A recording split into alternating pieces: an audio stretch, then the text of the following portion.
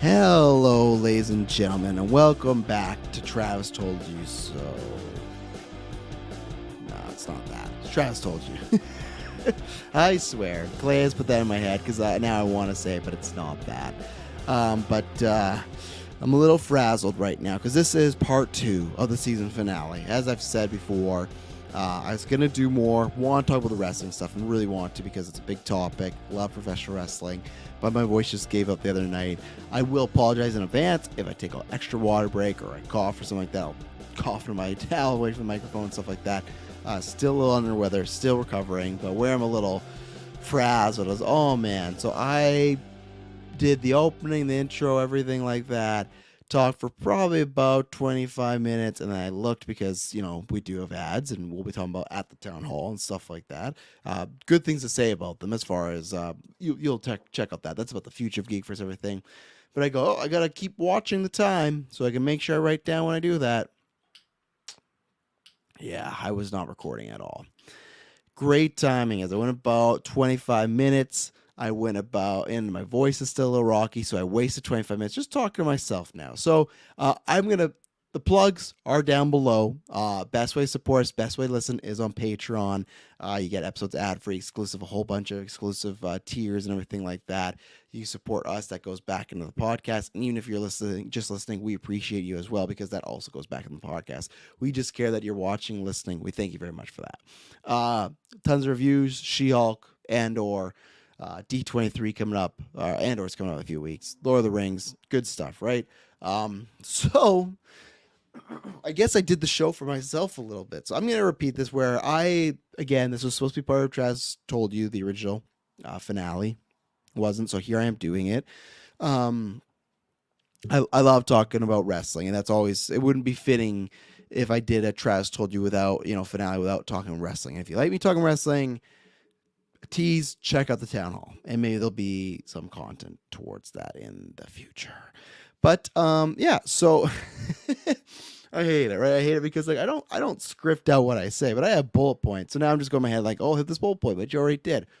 I'm going to talk about AEW All Out. I'm going to talk about the CM Punk thing, going to lead with that because this is the huge week of what's gone down. I'm going to talk about WWE Clash Castle, stuff like that. So if you're listening to this, I imagine most of you probably already know that you're wrestling fans and stuff like that. So you know the story, you know everything like that, right? If you're not, quick paraphrases, like I said, I'm going to start with this where AEW had a great event. For me, I was like, oh, I thought this was like a top 3, top 5. I think people were more middling on it than me, but I thought I was up there. I thought it was great. Sure, there's some short matches. Sure, there was some, changes or some decision where like, oh, I wish that person won. But overall, the card, the pacing, everything, I thought it was up there. I thought it was a great pay-per-view. But the thing is, nobody's talking about that. Everybody is talking about this media scrum that Tony Khan and CM Punk did. I guess AEW did, but they were a part of it, right? To give you a quick backstory if you don't know, and just to recap it, right? In May, Hangman Adam Page, and CM Punk are promoting a match, going to have a match. They do promo. Hangman says something apparently Punk doesn't like. We don't know if it was, he says he went for business for himself. So we don't know, does that clearly mean that Hangman said something that was not planned or just said something that he found too offensive? I don't know. As I've said before, I'm mixed on that issue because CM Punk was known as the shooter of shooters. He was known as the guy that would have a quick rebuttal, would say stuff on his mind, say stuff about, oh, you shouldn't say that. And for me, because CM Punk he got injured, so he couldn't talk about it for a while, and then he did his promo months later. He sat down, said, I'm going to have a rematch with Hangman Adam Page tonight if he comes out. Doesn't come out, stands up, says he's a coward, which is strange because he's one of your bigger baby faces, and you just did that to him. And we'll get into that after, because I'm going to play some of the media scrum. I'm not doing that to kind of like glorify again, because I think there's some stuff, I'm not trying to make it sound like kind of cringy as far as like, let's listen to the whole thing. I don't want to do that. I don't want to even rehash, because there's some stuff with Colt Cabana where it's like, let's listen to the bad details. That's just going to be a good barometer of me putting up points. It's like, oh, what should I tackle first, this or that, everything. And I'll kind of give a live reaction of what I was going through. So he does this promo. As I've said before, love CM Punk. And that's where I will say This whole issue is a complete gray area. I think there's no like completely right or wrong, I would imagine. But also, I will say that I am talking about it in the optics and what people have reported. We don't know the truth. There's the elite side, there's Punk's side, there's Tony's side, and then there's the truth somewhere in the middle of all that, right? So we as fans just have to talk about what we feel about what we've seen so far. And as I said, for me, the perspective of the Punk promo about Hangman a couple weeks ago, that perspective was not good. Hangman saying something to your face, you have a chance to rebuttal. You're saying something where he's not scripted, come out and he can't defend himself. And it felt a little off. And I've loved CM Punk. As I said, he saved my, I loved him ROH, but when he came to WWE, he saved my wrestling fandom because I was starting to fall out of it. He was the guy who got me stuck around for WWE for a lot longer than I should have probably in some of those years where the creative was just like, oof. But, so CM Punk, love CM Punk, still one of my favorite wrestlers.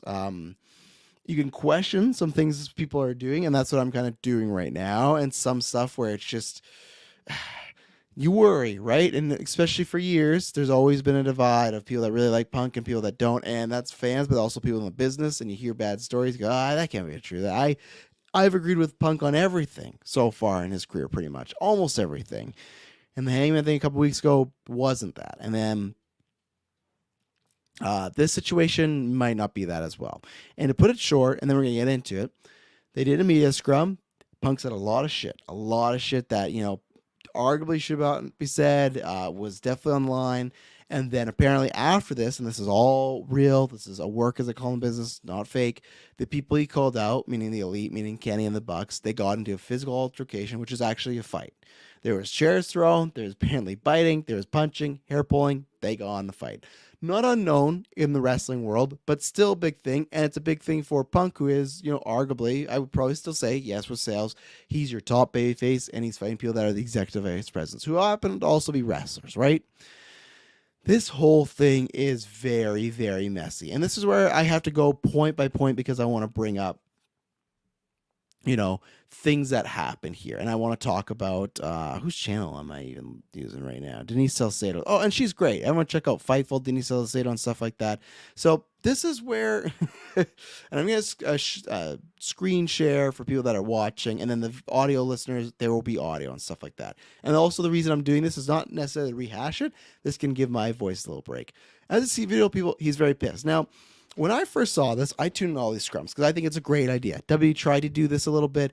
It didn't really work out, in my opinion, as far as you could tell their answer or their questions were pretty predetermined. But maybe people look at this and go, hey, this is why you predetermine your scrum interviews, right? Because shit like this can happen.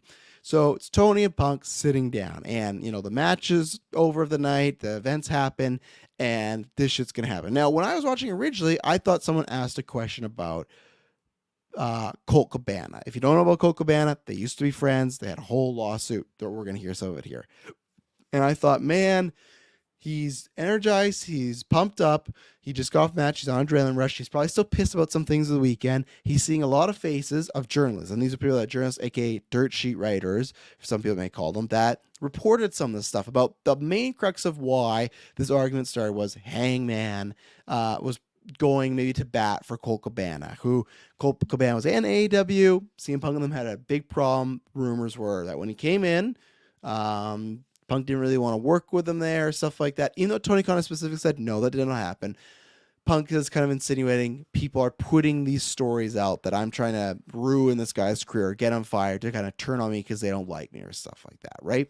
So I'm going to play some of this video, and I will pause and go back and forth because this kind of gives me a bullet points of everything I want to hit, from what he said, the fight, how I feel, and stuff like that. And it's so tough in this situation because the Young Bucks and Kenny Omega specifically are the same side of this coin, where I stopped watching WWE.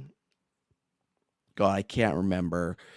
When was it? WrestleMania 33-ish, something like that. I can't remember. I watched pay-per-views, some events here and there, but I stopped watching quite a bit. And I'd watched New Japan and stuff like that, but I'd never done a deep dive. And jumping in that, I found wrestling I love, and I say at all time they're the best storytellers right now, the Elite, specifically them, but also, specifically number one, Kenny at that.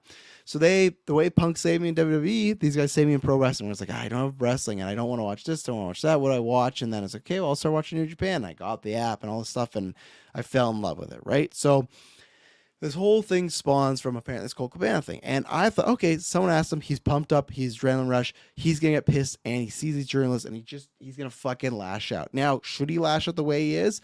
Maybe not, and we'll get in that, but this is all just our commentary, right? It's backseat quarterbacking. It's us talking about his fans, stuff like that. We've all been in situations where we've done stuff and regretted it. So that's why I don't look at him and demonize him. I look at him, there was a point where, and this was the thing is, so we listened to this clip, and this is how the conversation started. Just say your name and your... Cool. Hi, Nick Housen with Wrestling Inc. I'll start, Nick. Show of hands. Who here fancies themselves a journalist? You're a journalist, Nick? All I right. try my best. Okay. No, real quick. Go ahead. Poor Tony. Still do improv?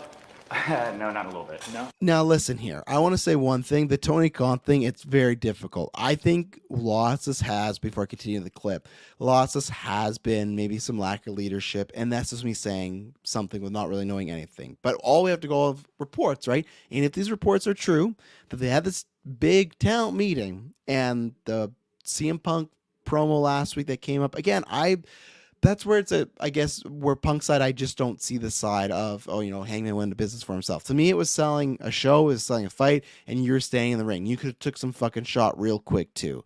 But he didn't. And then he took the shots later on when Hangman wasn't around there to respond. So that's where it's like, I can't be on, and that's why I guess I'm still, and spoiler, why I'm leaning more on the Elite side, because I just can't buy into that. And I do think Tony should have said something, because I think they're different situations. I think Punk saying something when there's not a superstar or wrestler in the ring off the script, making a guy look really bad, where in the other one, I don't think anyone thought Punk looked really bad. It was just two guys arguing in a promo. It's very odd. And the fact that nothing was said of that, that's where I do feel bad for Tony, because it's like everyone's been like, oh, he should have cut him off, should have told him to leave. I agree to an extent, but at the same time, if Tony would have, I think, cut him off, could have made things even worse. So I think he was just waiting for that clock to go down and stuff like that. I felt bad because I think Punk says a lot of things that he took a night, which was great, big return, that was gone, and it's just so funny before I continue this clip where, man, when AEW started, it felt like such a love fest, and it was so, and this is going to happen with any company, right? But, well, hopefully not with any company, hopefully not with GeekVerse, but I mean, like, it felt like such a love fest of wrestling. They created this new thing, and it feels so far from that, of this, like, we want this company to be like this and friendly and not so much politicking, and it just felt so different, a breath of fresh air. And maybe that was always eventually going to happen, but it definitely feels like different personalities in the company have butting heads, even if it's not Punk, even if Punk was fine, and, maybe the leader fucking assholes, like, we just don't jive with Punk and what he's wanting to do here, so, they're going to bat heads, and maybe you shouldn't do that at AVPs. I'm just saying that overall in general, it sucks to think where we started from, this being Matt, Nick and Cody watching the phone and it sell out and being crying, so excited to, this, where I do think there's parts of this that are embarrassing. I think a fight, it's so difficult to say, right? We've talked about this before, where it's not, and not my father so much, because my father wasn't like this. He's an emotional guy. He'd make sure he hugged me. I saw him cry. I don't want to fucking be like a joker. It's just, we live in a society. It is society where a man, you're just, as a male, you don't want to cry. I even remember today, because my daughter's going to kindergarten, and I remember as far as like, she fell down today and she started to cry. And I remember that was a thing at school where it's like, if you fell down as a boy, you didn't want to cry, because I would show you're weak and stuff like that. And that's something, I don't have a son, but people that have sons, don't teach them that. And if I ever have a son, I will not teach them that. Showing your emotions, things like that, that's okay. And that's what makes life good, is, letting that emotion out. So the thing is that, and the other thing I feel like that gets baked just as fighting. You want to fight this and that. And don't get me wrong, I was a scrapper back in the day. And we've talked about the underground Fight Club stuff. I was a guy that would, even till I was about even after high school, and you can think this is a bad thing, and maybe it's broy and stuff like that, but even a way where it's just like, I have a problem with somebody, like, hey, let's go outside and finish that, or figure out. Now, it's not worth it. Now, there should be better ways. Now, there is a situation where if you are talking to someone, and we'll talk about who did what later on, if someone throws a punch at you, then yeah, I would have to fight back, or if someone's attacking me or my wife or kids, yeah, of course, but I'm no longer the guy that would be, I'm going to resort to a punch in this because that's not the way to do it. But I do get it. And also, it's a heated situation, right? But at the same time, not the route. But I feel bad for Tony because Tony's faces all this. It's tough to see. But the thing is,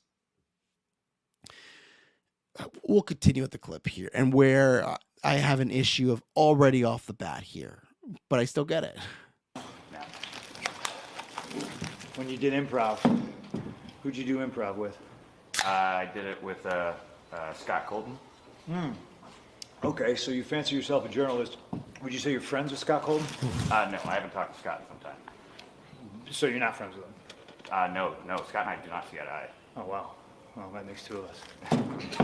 My point is, if you fancy yourself a journalist, And, like, Tony's even just if it's sitting for there the being silly like, world of professional wrestling, and you have journalistic integrity, people who report things, mostly that are bullshit, and slanderous lies against myself. If you are friends with somebody, you blew my spot. If you're not friends with them, I apologize. It's okay. But you should probably disclose who you're friends with. I'm not friends with you. I or haven't had Scott. anything to do with Scott Colton in almost a decade. Probably wanted nothing to do with him even longer than that. So- it's fucking unfortunate that I have to come up here and speak on this when I'm on my time. And So here's the thing. And this is where I keep going like, what's going on? And that's where it's like, we don't know what happens at the back. We don't know what other people are saying. And what I could see is he sits down and go do the scrum and he sees a bunch of people that report this shit. And he's like, fuck it. I'm going to speak on it. But when he starts saying, it's a shame that I got to speak about this on my time, no one brought it up. You brought it up. When I pause it where I am, that's where originally the AEW like media thing, it came up like the stream, their official ones came up and I was like, oh, someone asked about this. Why would someone ask him? And I would be so much. Now, do I think he goes overboard here? Yes. I'd be a bit more forgiving, and I can't forgive. Like, I'm somebody I've talked about this before. I think there's some mistakes here, and I think Punk has done some stuff this weekend, and he's not alone, but done some stuff that is kind of, if you read the reports, and again, I hate having to do this, but it's like they're reports, right? But they're from good sources, stuff like that, but it's never fully % true, like he's saying. But a lot of people are just saying that majority of people are signing the elite, and the heat is just unreal on Punk because it's kind of ruined a weekend, give a bad name. Even stuff like Warner Brothers executives would be like, why do you have dudes fighting over a show? Why are they fist fighting? Why are people throwing chairs? Why are people getting black eyes? Why are people biting each other? Like, what is going on? Why? And even for myself, if they're defending themselves, sure, but like for the elite, why are your executive vice presidents of a business getting in a fight with their talent? You know, like there's so much. Overall, it's just bad. It's a bad look. And this starts the bad look. But I would get it if someone asked him that question and then it would just win off and it was a conscious of the mind. But he even says, oh, you're in my spot. He tries to set this reporter up. He just clearly wanted to talk about it. He wanted to, and that's where I go, okay, I'm a little less inclined to go, why? Like, I see how this happened. You couldn't have set up, but he went on there with a mission and a chip on his shoulder. And this is a fucking business. Why I am a grown-ass adult man and I decide not to be friends with somebody is nobody else's fucking business. But my friends... Now, and I'm going to skip over this stuff because this just gets into stuff too about his issues with Colt Cabana and stuff like that. That's not stuff I care that much about. And he's right. People do, and I get it because myself and many others, we saw him come up with Colt, and it's just this thing of, hey, why aren't you friends anymore? But for me as like an adult, there's friends that I've had falling out with. And like I've said before, I'm a pretty forgiving guy. I try to forgive, and maybe there's friends that, you know, on the other side go, you know, I'm not going to, you know, I can't get the same wavelength as you. And it's unfortunate. It sucks, you know, and sometimes years later you reunite with those friends and things happen, but it's a thing where they're not friends, whatever. Like, it's been documented for a while. And to me, this was just him giving his full side of the story. He says the stuff about him sharing his mom's bank account and stuff like that. I still think it went a little over the line and mentioning his mom. I still think that stuff goes over the line, but at the same time, he feels pissed and he wants to get a side of the story. And I do understand that. I've been there 100% before. I think I've mentioned this on After 9 before, where I had to bite my tongue for a long time. I didn't. And I've said this before, where I worked at a place, there was a person, there was a breaking up from my point of like, I don't want to do this relationship anymore. Don't you eat. And I've said this before, they try to claim sexual harassment and stuff like that at work. And the thing was, just like what Punk is when he was doing this like roundabout, and the whole claim was, I've never been to this person's house. This is for me. I've never been to this person's house. I don't talk about this stuff. We were never in a relationship. Yada yada yada. All this stuff. There's this footage and things like that of me at work, which luckily when you have friends at work that work the cameras, go, no, this is not like Travis was at this desk all day, so this claim does not right. And then I had boom, boom, boom, all these texts. And I remember that happened, and I don't think I followed up the best way because I should have kept most of it private. And I did keep most of it private, but there's enough people that were against me. And then when everything came out, oh, I'm really sorry about this. And I was pissy. And I was like, I'm really sorry I didn't take your side. And eventually I, was fine with it. I think everyone got it, but you just had the stream of like, motherfucker, like there's all these signs, and it's just like, me, the person I am and stuff like that. So I get the idea of people, and that's how I was. I gave it to the HR, the boss, everything, and they saw the issue, and then they cleared. That person got let go from the company, and I was there for a bunch more years and stuff like that. So for me, kept everything, and I had a stream of consciousness like, hey, there's all this shit that went down, and you just want to fucking go because you're just like, one person's only told their side of the story, spread it around everywhere, and that's what people think about you, and they get to be first and everything like that. And it sucks, especially when there are people that are friendly or just people that you colleagues with that hear your, dirty laundry and stuff like that, which wasn't even real dirty laundry. So I get from his point of view where, hey, all these people think this thing, I want to set them straight. I think he went a bit too far, but that's fine because that sometimes is the bitterness that comes out. That happens all the times in life, right? So I'm going to skip forward because this is just him talking about Colt Cabana, whatever. He won his case. He has all this stuff. Great. I believe him. Cool. So I'm going to keep going. Not answering your question the And first if I time. don't pricks constantly with me, I appreciate I that, should have but just taken it head on. He doesn't work, where he eats, where he sleeps. We're getting to new And comments the soon. fact that I have to get up here and do this in 2022 is fucking embarrassing. And if y'all are at fault, fuck you. If you're not, I apologize. But what did I ever do in this world to deserve an empty-headed fucking dumb fuck like Hangman Adam Page to go out on national television and fucking go into business for himself? For what? What did I do? Dave, what did I ever do? You told me. Didn't do a goddamn thing. What's your name, sir? Dominic D'Angelo. Fuck the Pittsburgh Penguins. What are you doing? I'm from Pittsburgh. I made it really clear in Forbes, and I just want to make it clear. I give it again. to Punk. It's not his position to make it very fucking clear. There's people who call themselves EVPs to make it very fucking clear. There's people who call I've never seen that where Tony looks at him, like gives him the eye look, and then I'll let this clip play out here themselves for a second. EVPs that should have fucking known better.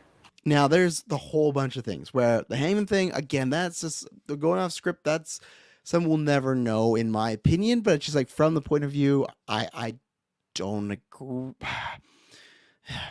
Okay, maybe he did go off script. Again, it's just the kind of do as I say, not as I do, because that was Punk's thing, and he would always do that. I'm sure people didn't appreciate the things he said, but he just took such a offense to it. And then when he says, that was the thing where it's strange where Tony says, oh, I should have answered the question. And he's referring to an article like months back and stuff like that. And Punk goes like, it's not up to you. Technically it is. And I think that's the problem that people have had. And that's where I think Tony will do something. He has to do something. That it just looks like he has him by the short and curlies. Like he's running game. It sounds like all those rumors of like, and some people said they're true, not true. But back in the day, like, oh, Hollywood Hogan just like could control Eric Bischoff, right? I was feeling that with Punk gets to go on national TV, say this thing with the guy not in the ring, and nothing happens. We'll get into this, but if like nothing happens from this, a suspension, and then not even just this, I think this could be even tolerable enough to suspend the stuff after. And if it's true that he was the aggressor and that's where it's been conflicting reports, right? But if he was the aggressor that threw the first punch, yeah, you have to. We just had 2 weeks ago, we learned that Sammy Guevara and Eddie Kingston got in a fight or got in an argument, and Eddie pie-faced him and because he put his hands on him and there's a spider. Put his hands on him in a non-wrestling ring, and it was backstage. They suspended him. And then they went on their ways. They both kind of said, well, I was wrong. Move forward, right?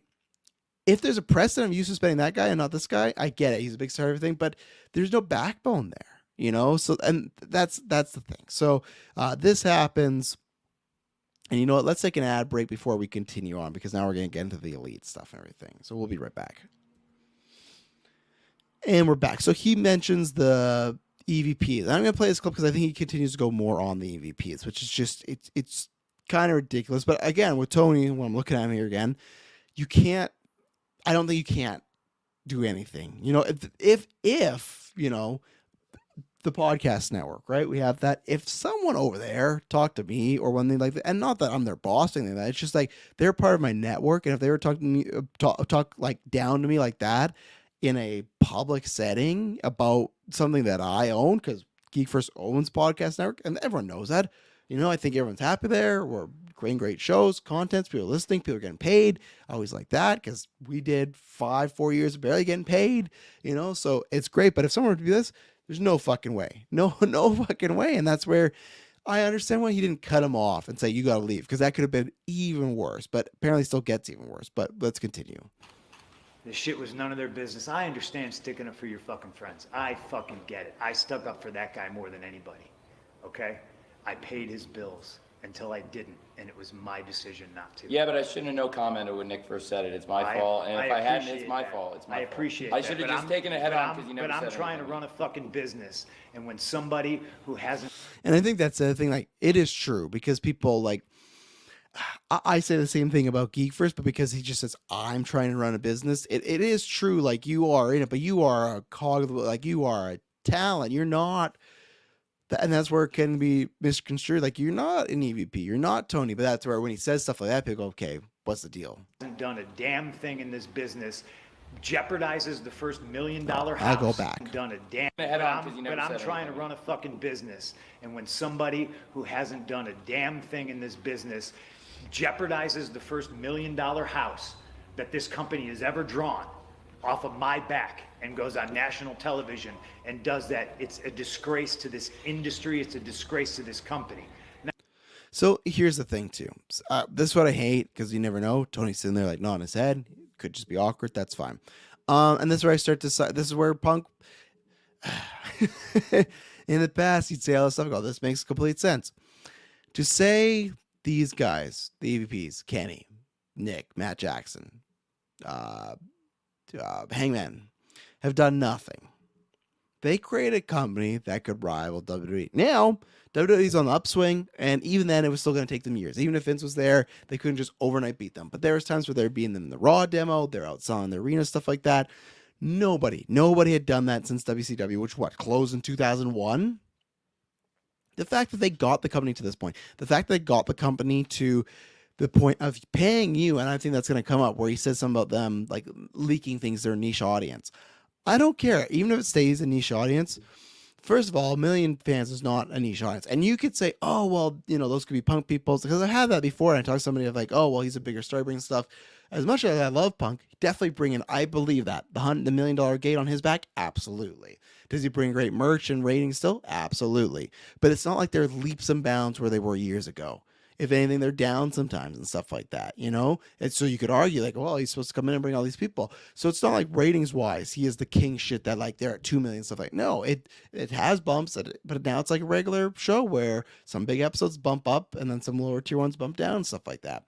To say they did nothing, even then before, they've main event shows at ROH, they main evented stuff at Tokyo Domes, like big shows and stuff like that. They're established guys. He's just almost making it sound like if you haven't been in WWE, you know, you know nothing, which is, it's still a tough thing with Punk, because I got it when he first came back, and even for the first like 2 to 4 months, the fact that WWE still comes up with him, it just shows that no matter what he wants to say, it's still thrown in his side. It's still thrown in his side that he didn't main event Mania, and he didn't get what he wanted on the biggest stage, and stuff like Kevin Owens main event WrestleMania and fighting Stone Cold. It's like, what he wanted to do, stuff like that. It just shows like, I think there's still bitterness there towards that. And if he doesn't mean that, then I apologize and I take that back. But to say they've done nothing, now, he could just be saying this in the heat of the moment. Okay, fine. I get that. And that's where you could apologize, right? And that's the rumor right now where lots of the talent say we either want him gone or we want him to make big time amends with the company. And I think we'll talk about that. Both versions could happen. But to say they did nothing, that's bullshit. They've done a lot of shit. They've done enough to make this company. Their fucking little YouTube channel made it so you would be getting paid $1 million by this guy. Because there's a chance if that doesn't happen, Tony doesn't invest in a wrestling company. None of this happens, and he's not standing there getting this check and stuff. So I don't necessarily agree with that. Now, we're far beyond apologies, right? I gave him a fucking chance. It did not get handled, and you saw what I had to do, which is very regrettable, lowering myself to his fucking level. Which I appreciate. He says he regretted it, but he still did. And we've all been there, right? We've all done. We've been through that with arguments with friends. Think about a breakup. Think about a breakup when you've said something and you go, fuck, I shouldn't have said that, you know, and then you apologize later, and maybe somebody accepts it, maybe it doesn't. I've had both situations. People go, you know what, I get it. Heat of the moment, it's fine. Or even vice versa. I go, you know what, it's fine. I understand. I accept your apology. And then sometimes it does, that person's like, no. So I get that, but he's still saying brought himself down to those standards. So he kind of knows he shouldn't have done that, but I just think he was pissed. And that's where I can still go, okay, now I'm still kind of all right on that, where it's like he shouldn't have done that. And he says it was regrettable, but at the same time, he still sounds like he's fine doing it. It's a gray area, just like life. But that's where we're at right now. And I will still walk up and down this hallway and say, if you have a fucking problem with me, take it up with me. Let's fucking go. So, remember playing another clip?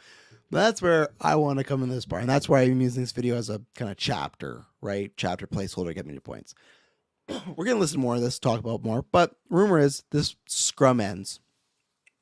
He goes to his locker room. A fight ensues. We don't know who started it. There's been sides of both, but more sides seem to lean to Punk was the aggressor. Even during the scrum, a fucking security guy ran down the hall. Tony Khan had no idea. Jericho apparently told him in the middle of the thing.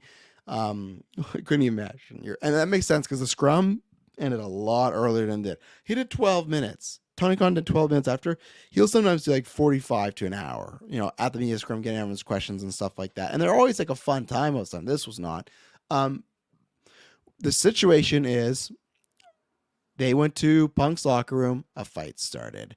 There's apparently, most reports are that Punk threw the first fight, threw the first punch at Matt Jackson. And there's rumors that Nick Jackson got knocked out, but then it makes sense because apparently Ace still threw a chair.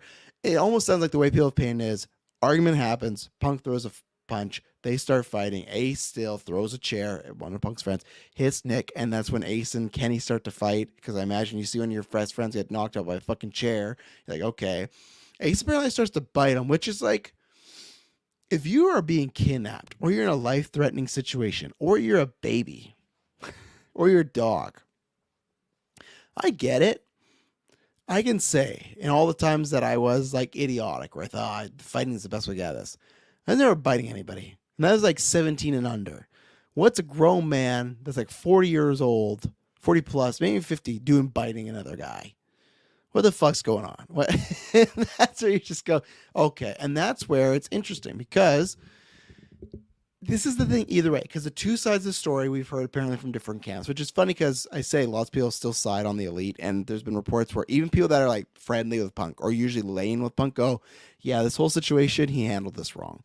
Even if they love him, still say they handled it wrong. And we could do that. There's family in my life that I love, but you go, hey, you handled that situation wrong. We all have that. It shouldn't be so cut and dry. The only time cut and dry is when it comes to fucking illegal shit like murder, rape, pedophilia, stuff like that. That would be yeah, we're fucking done. Sorry.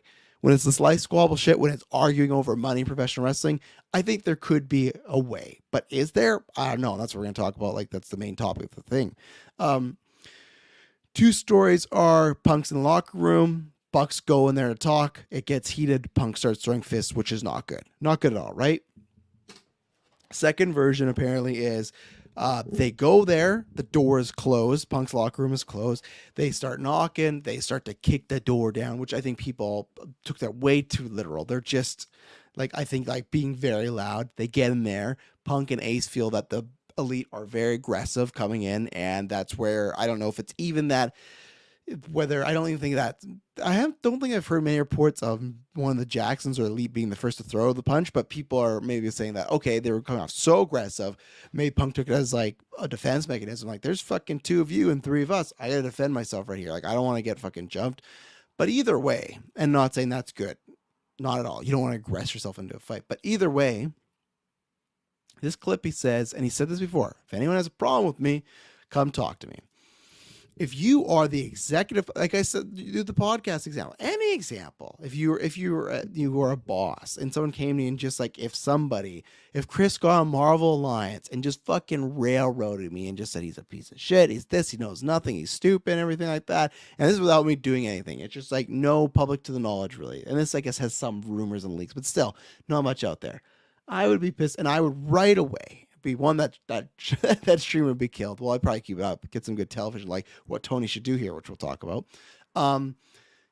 Either way, immediately, I would be going to the source, like, hey, what the fuck was that? And Chris would never do that. He's a sweetheart. But I'd be like, hey, what the fuck's going on with that? They have every right. When people go, oh, well, they didn't need to do it right after he saw it heavy. This is their fucking business. This is the thing they started. They took like a YouTube channel and are making $1 million gates. Would the help of Punk? Absolutely. But could Punk do that alone? Absolutely not, in my opinion. So it's like, it's a symbiotic relationship, and that's what sucks sometimes in the wrestling business, but they should be able to cook a front. And even if they're aggressive and that door is locked, he literally said, anytime, come talk to me. And I would feel as Punk, you would know you can't just say this shit and no one's going to confront you. So I think 100% I'm in their camp of, yeah, you go and talk to them right away and be like, hey, what the fuck's going on? So let's continue this. What's your question, Nick? First of all, you're always very nice to me, and thank you. I wanted to ask about MJF. Obviously, he played a voicemail from you before he came out. And I'll skip some of this. Why is MJF back? Well, if I may, I am the one who asked him to come back because MJF's a big star in this company, and this is one of the biggest events. A year ago, CM Punk debuted here, and I thought it was right for the fans. And like I said, for the fans, I thought the best thing that we could do as a company was bring MJF back. He wants me to work with pricks constantly. That's what it is. He was bring MJF back. He wants me to work with pricks constantly. That's what it is. Nevertheless, so, and here's the thing where and we'll probably scrub through some other comments where he brought up MJF again later on, stuff like that. I actually don't think there is heat between. I think there was a report of that too. But even when I saw, I was like, I don't think there's real heat between MJF and CM Punk. To me, CM Punk, you can tell when he is saying stuff that feels like really truthful, and you can feel stuff when it's like, there's like a little bit of working edge to it. Everything around MJF felt like that's where he was working. And he even said about that promo that he cut on Hangman that was off the record or off the, show, whatever, that he did that and then mixing some storyline stuff. So people would go, oh my God, what's going on? Punk likes to do that. He's a worker. And to me, he's already in the past, like, complimented MJF before, but then be like, yeah, but he's a piece of shit. So like, I don't know. I think he's just tying those in together. I could be wrong. Yeah, it's interesting because MJF, he comes back. It's funny. It's karma, kind of, right? He did this whole thing where him and Tony are fighting. He didn't show up to an event. He came to an event. It was a big thing. Kind of that became the talk of the town. He had a match with Wardlow. Wardlow beat him. No one's talking about Wardlow. No one's talking about MJF. Not no one, but like he's not the main story. So it's kind of funny that all went around. But I do think MJF will easily get that heat back. I think he'll look at this as a challenge.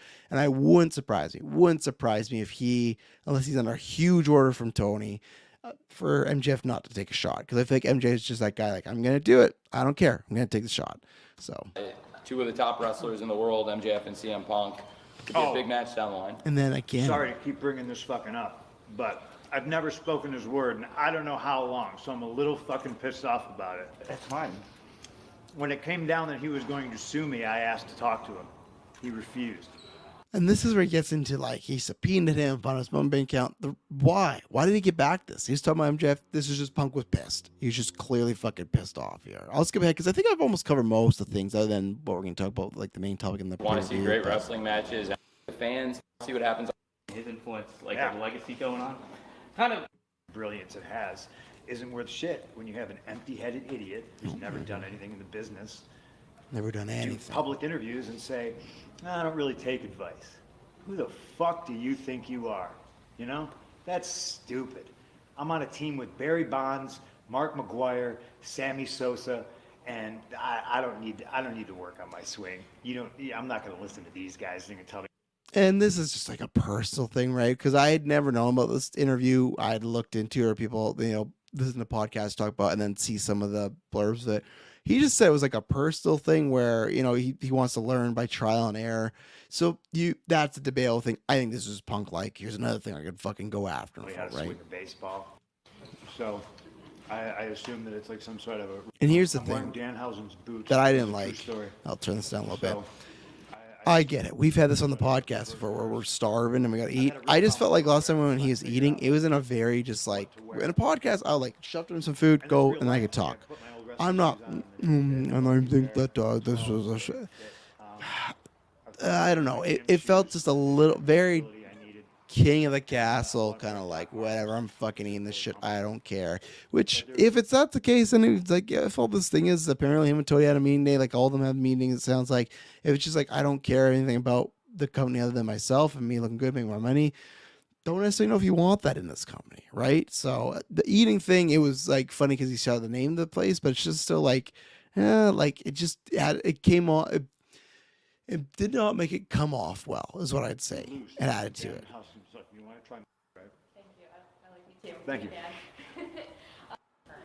What is the Leadership and ridiculous statement, but I would like to think, again, in 5 years, you'll.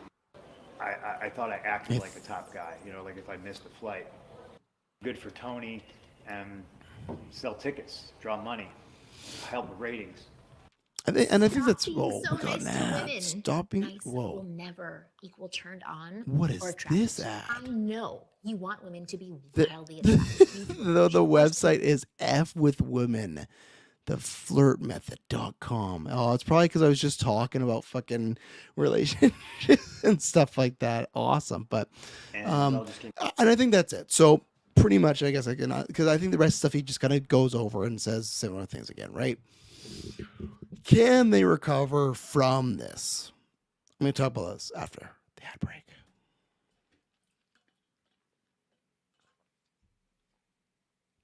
And we're back. So can they recover from this? Yes and no. It just depends which route it goes. My hope is the MJF thing proved that Tony was willing to work with MJF. They had problems. They figured out whether we'll find out more and more money, etc. And he's back in storyline. There is, excuse me. Oh man. Excuse me again. My throat. That extra 25 minutes is showing up right now. This thing's been trending for days. Every time these scoopers are posting things about these meetings, hearing big news, more details on the fight. They're like, and look at something like Denise Salcedo. That was her video clip. She's part of Fightful. Fightful for a while has been trying to get over the 10K on Patreon. That's fantastic. They did that huge goal, and they were just at like 9,000 a couple days ago or something. This story has been massive for scoopers, wrestling fans, everything like that. And it is like a left or right situation. It could change the industry forever because there was the first report that Fightful Sean Ross Sapp put out where, okay, this happened. Bucks and Kenny, some people think they're willing to leave. In my opinion, and this is where it could all go wrong, I love Punk, and he's still one of my favorites. There's some stuff this weekend that was said that I don't think was the smartest and not act well, but shit happens, right? And you can get past that shit. It's not the end of the world. But maybe it might be for him. But where the fuck was I going with that? What I was saying. I love Punk, but with the mileage I think he has and everything in between, losing Hangman, Kenny, Nick, Matt, not worth it for just Punk. As much as I love Punk, Punk may be one of them. One of him may be bigger than he is bigger than one of those talents separately. Yes.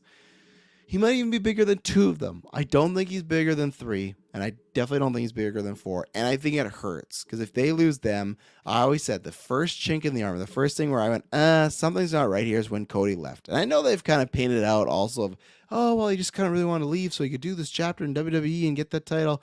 Man, he looks like a fucking genius right now. And lots of people have said this, and I agree, where it just felt like he maybe felt sauce on the writing on the wall of this stuff going on. And losing him, a foundation member, arguably the most important person to put this together, the guy that made the bet of this company, you let him go. In my opinion, I was still like, all these other people you're signing are not worth it. You pay the man. You make it so he doesn't go anywhere, But it didn't happen. Good for Cody. It's working out for him. WWE, I think, is very lucky, and I'm happy that Triple H is running because I get to watch WWE with Cody there most of the time. Awesome. You can't lose them. And I think even for them, like, I think Punk has less time wrestling left. And I also just think this might be so mad, but I feel like there's just certain aspects of Punk that are not as passionate as those other people, especially right now. And maybe that's just the side he's talking about in these arguments, but it's just even these arguments doesn't feel like that. But either way, losing Punk is not good. Punk is bringing in money. He's very much helping with those $1 million gigs. In Chicago, people are going to pay to see him. AEW is better with Punk in it if they can play ball. If not, if it's going to be more like this, it's going to be more like backstage fights, then no, it's not better. And if it's going to be stuff like him in these press conferences, no, it's not better either, in my opinion. This has created a whole shitstorm of problems. But what it could do, and this is where it has to happen, and I agree with people as far as, Fightful interviewed apparently WWE sources, and they're like saying someone that's done this before could back it up. We've had people work with, like, look at Brent and Sean, hate each other, they worked. Obviously, Screwjob happened, but that was more Brent and Vince. You had like Edge and Lita and Matt work together. Matt Hardy was in a relationship with Edge, Matt Hardy was in a relationship with Lita, and then found out his, soon to be or hopeful fiance was cheating on him with one of his best friends. They worked together. They figured it out. Is that fucked up? Sure. There's stories like that, sure. But this story has been so big. This might be the biggest story yet of the year. There is fucking so much money on the table right now. And if Punk is talking about running a business, and this is where to me it'll be like, if it's on the lead side, then fine, I'll walk back. But this is where it would be hypocritical is if there's all, he says multiple times, I'm trying to run a business. You do that, you say that, and you don't do this, I don't believe you. I think you're just kind of saying that to get that out there, because this feud, whether it's him and some guys versus the Elite, whether it's Kenny and Punk, which was already a dream match, now this is even a bigger dream match.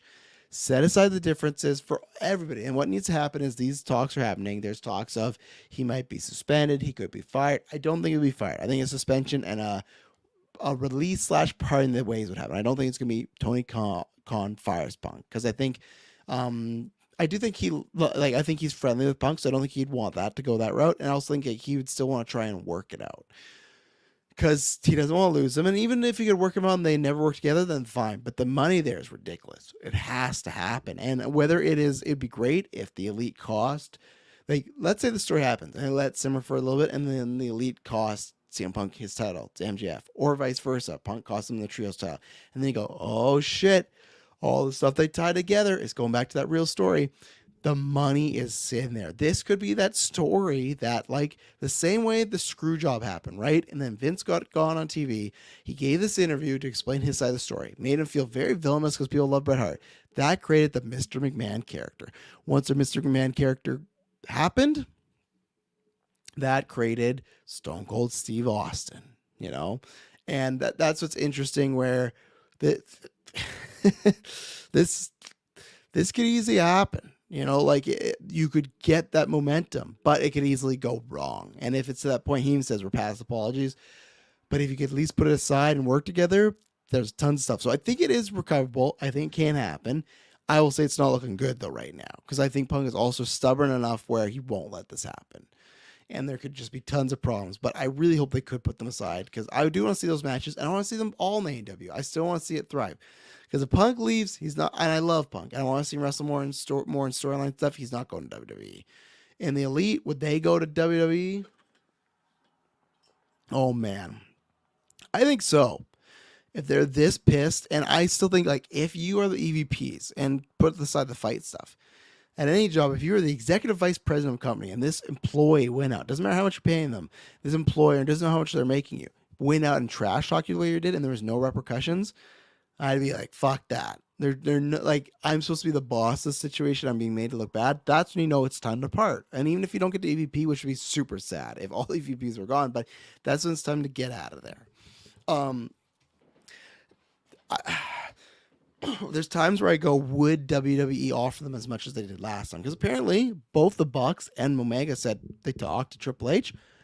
All their talks were good, and things that were offered they liked. They got offered the being the Elite on the network. They got offered good deals and stuff like that, but they just wanted to try out this venture. At first they're like, oh, because they're coming, maybe they won't get as much. But even then, like, what a fucking great fuck you to Tony Khan as far as like, hey, I got all these guys. And I think Punk would go and the brand would be really, really hurt because Jericho can't have that many years left, you know? And then the rest of them we'll see. I think there's already other talent that want to go back to WWE. Triple H, even if they were make money in the short term, he would sign them just to do that. Triple H, I think, even though fucking Braun Strowman destroyed, came back, yay, Braun Strowman. I don't give a fuck. I liked Braun Strowman enough. Then he said those asshole comments, and I'm not really a big fan of him about like independent workers not being good enough, stuff like that. He has talent. He's a good signing for WWE. I get why they do it, but for me, like, meh. So for me, it's like, why wouldn't you? Because the tag team only got destroyed. I think Triple H cares about them more. So you'd add the Young Bucks, Kenny Omega, star talent in multiple dream matches with, fluent in different languages. So that's good. Hangman, I've always looked at Hangman and been like, that could be a WWE guy. They could easily go to WWE. And I think I think it's longer now, but I think the rumor was like Omega's contract was done in February, but because he was injured, added some time. I would not put it past them. I really wouldn't, because before that was the way where when those Cody rumors were, oh, he doesn't have a contract and who knows what's going to happen. I thought, I never said never, but honestly, I think that was the closest I did. Or maybe I could have, even if you asked me, would he be going back to WWE right now? I would have said never, but it happened, right? So once that happened, anything is on the table. It wouldn't surprise me, and they would be a great get for WWE, even in the short term, just to stick it to them. And again, you'd have Omega with a bunch of dream matches, Young Bucks with a lot of dream matches, Hangman there, stuff like that, and people would be excited. So for me, they got to be careful. They got to be careful, especially it would have been like, hey, we talked to Triple H, we did this, and yeah, it didn't get good vibes, didn't really like what was going on. Like some of Jade Cargill's not talking to Triple H, but some of the relations are just, yeah, I don't know. The stuff they said about WWE's my family now, don't worry about your family. Wasn't digging that. If they go, and sure, they could just go back to New Japan. They could. That'd be a bigger start, but I feel like they've conquered New Japan. WWE would be the next one, right? And even if it goes bad, they'd still go back to New Japan after independence. There's a lot there, and I feel like that would be a big blow to them. And I think Tony Khan does know that. I think he's smart enough to know if you were to lose the Elite, it's not over for you, but it's a huge shot. So could they become WWE? I don't know. While I'm on WWE, I may as well give a quick review for Clash of the Castle. I'm just going to take a little drink break here. Really good show, really solid pay-per-view. Not this, I would still obviously put All Out above it. I thought it had some great stuff, but this also had some great stuff. It never had anything really bad, you know? Damage Control, which I didn't know what they're calling themselves, that Bailey Bianchi and Alexa Bliss. Good match, establishing the unit, solid match. I was glad Damage Control got the win. They needed to. They're getting a tag team title match next week. I'm very interested to see if they get that win. There'll be a very short reign, but we'll have to see. And then the match that I knew was just going to fucking deliver, Gunther versus Sheamus. Now, at one point, and then also we had Riddle versus Rollins. At first, when I watched it, I thought, oh, I think Rollins and Riddle might be the main event, or like the match of the night, maybe match of the weekend. But then all the next day, I kept thinking about Sheamus and Gunther, and they just put on a classic. And I heard someone say this in the best way, and that was fully convinced me of, when you think of Clash of Castle, what are you going to think of? The castle. What do you think you're going to think of? It's this match right here. This is the match. I knew they're going to beat each other up, and they just put on, oh my God, it was fantastic. They put in the work, great chemistry. I honestly think they should have Walter, like Gunther, hold it till WrestleMania and have Sheamus take it off him. I really do. I think that'd be the prime thing to do, but we'll see. They should definitely run it back, but phenomenal, like 5-star match. They just put in the work. Riddle and Rollins, same thing. They put in the work as well. I like that one because it had a bit more psychological edge, where the Sheamus and Gunther one had like a bit, obviously, the physical edge. This was Rollins trying to get him off his game. Some new stuff out there. Rollins is always great. Riddle's is always great. So I really enjoyed that. I'm talking a bit quicker because, as you can hear, I'm starting to lose my voice. Morgan and Baszler was a fine match. It was good. It was kind of what I said, that I think that was a styles clash. It didn't flow the greatest. I hope Liv has like a really big banger coming out here soon for a match in a reign, because I feel like she hasn't got that yet. But yeah, so that was good. Then we had the Rey Mysterio and Edge versus Judgment Day. They won. I was less mad. I liked the match. It was good. I was more mad at when I thought that the Judgment Day just lost clean. Technically, Dominic did cost that, so it's fine. But I still think Judgment Day should have won, and I still think Dom could have done this betrayal thing. And I like this storyline. I know I've seen some people shit on. I like the storyline of, Ray's son turns on the team, kicks Edge in the nuts, and Edge is like, hey, you're a grown adult, you're this age, we're going to fight, I'm going to beat your ass.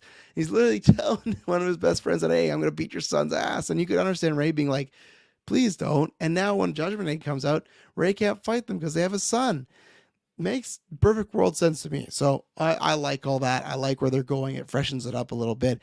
And I love the Rhea and Dom stuff. I love that WWE's asking the question, would you turn on your father to fuck Rhea Ripley pretty much?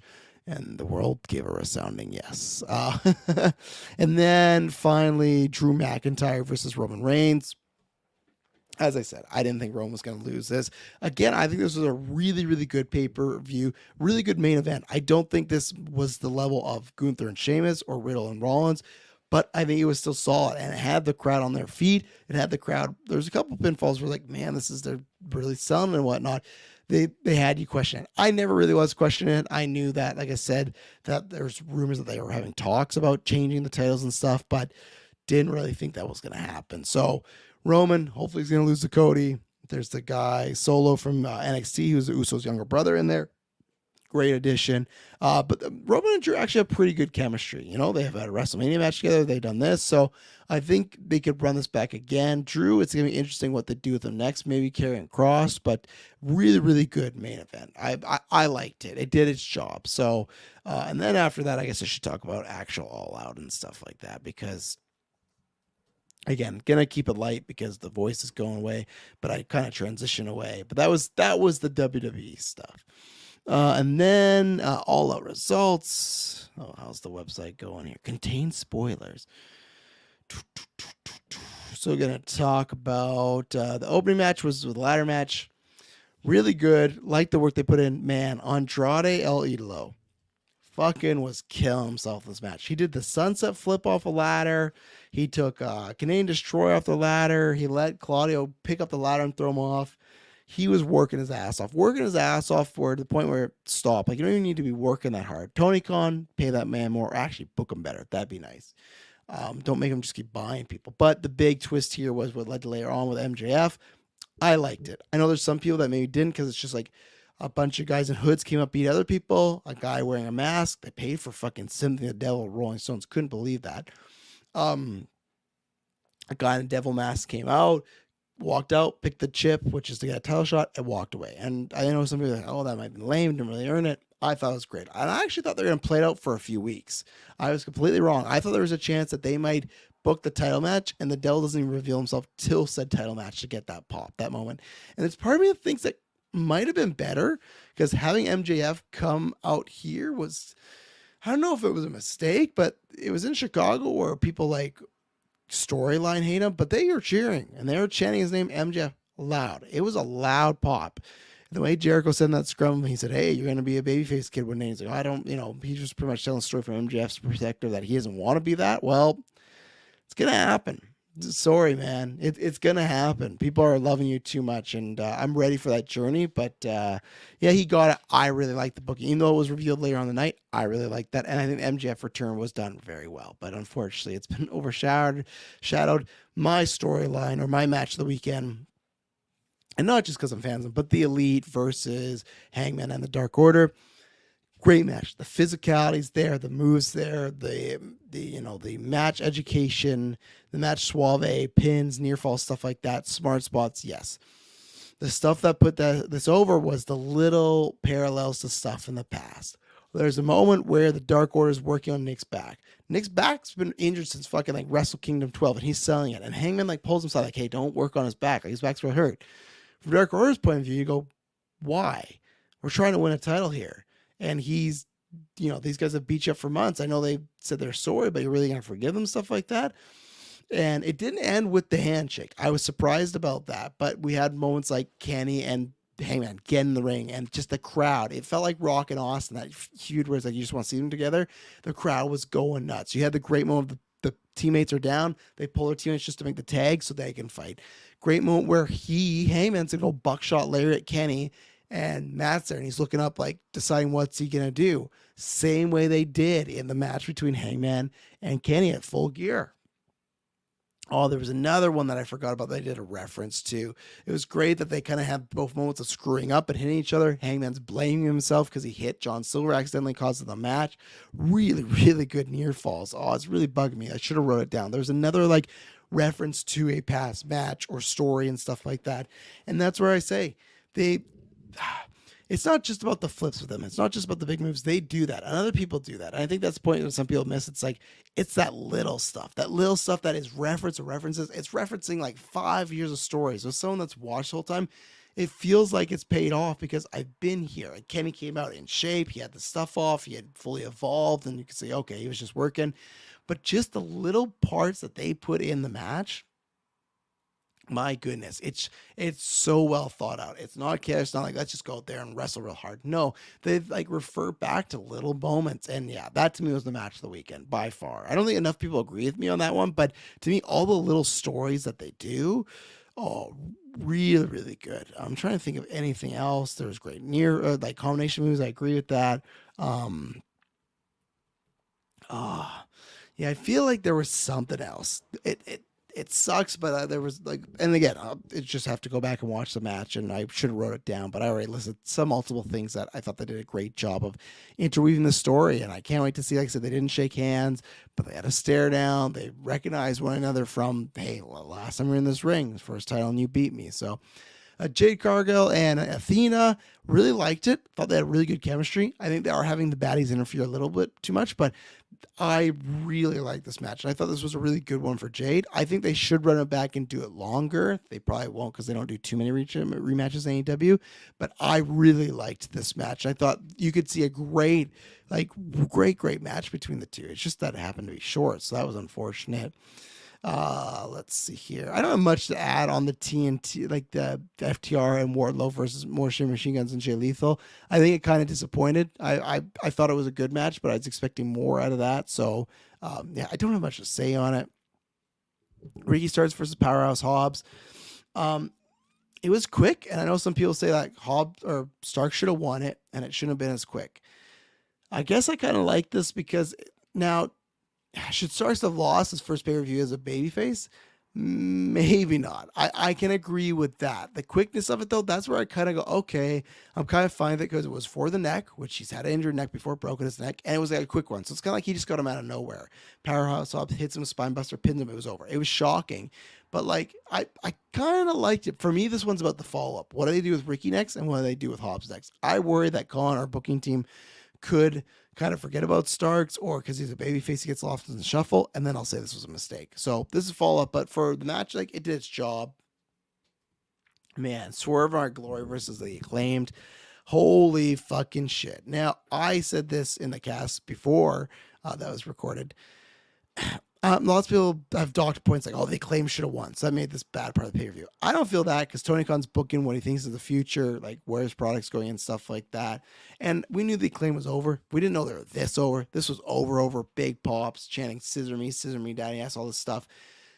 Now, I agree that in retrospect, the wrong choice was made. You should have went for that big pop. But also, you didn't know that. But I agree with the thing where, like I said, the choice was made. You're going, you don't need to change it. If you could have called audible, you probably should have. The crowd was so fired up. Do I take that as a con against him? No, because some people have said, oh, he should have. They even asked that at the press conference. No, I don't take that. I'm not saying, oh, because the audible, he made a mistake. No, that was the match. It was booked that way. If they do the audible in the spot, you might piss off some talent. But man, they claimed her so over, and that would have been such a moment. I think he's going to try and recreate that Arthur Ashe. I like that. Swerve and Keith started to take a more heel approach and stuff like that. They read the room really good. It didn't fit at the end where they wanted to shake hands, but even then when they all shook hands, Swerve was like, I don't want to shake hands. So really, really good. All out, or Acclaimed, man. I'm very happy they turned the babyface. That's what they should have done. Oh man, I don't have much voice for the left of the voice here. Jamie Hayes, the Fatal 4-Way, Tony Storm won. I mentioned that about that was going to happen. Very good. They started to lay the seeds with Britain. Jamie Hayter. Exactly what I needed. I said you still could have done the title, but if you're doing that without, fine. Gives them a story. Hope Tony. She was my first pick, wanted Jamie, but Tony's still great. Been a big fan of Tony for a while. So I think I'm interested to see what she could do. Jungle Boy and Christian Cage, loved it. I love the turn. Apparently this happened because Cage was injured, but still, I like that Luchasaurus turned around, took out Jungle Boy, get the quick win. I'll be excited when we get this actual match, and Jungle Boy hopefully gets like his, comeuppance. Let's see, American Jigger and Daniel Bryanson, another really good match. Lots of good holds here. I like that. Jericho cheated. That kind of made Daniel Garcia go, so again, I'm being very quick here because my voice is chewed, but very good match. And then the main event, I very much enjoyed that as well. The Malachi Black stuff that I know that's on the 6-man. I think I'm going to talk about another time because I want to see what happens there. But main event, I liked that they did the whole fake out of CM Punk doing hey, he's almost going to beat him in 30 seconds. I did wonder, hey, why we haven't Punk just beat him again?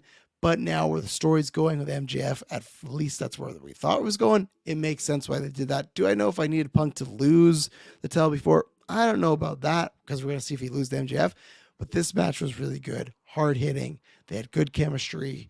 It's actually what I want to watch back, actually. I thought it was a great main event, but it got overshadowed by everything else. But no, I really liked it. I liked the ring work in here. I like where the leg came in. I liked where Punk tried to take out the arm and stuff like that to take out a limb for him. So yeah, that's everything. I, again, apologize for my voice, and I apologize for the last little bit of the cast being a bit more rushed and stuff like that.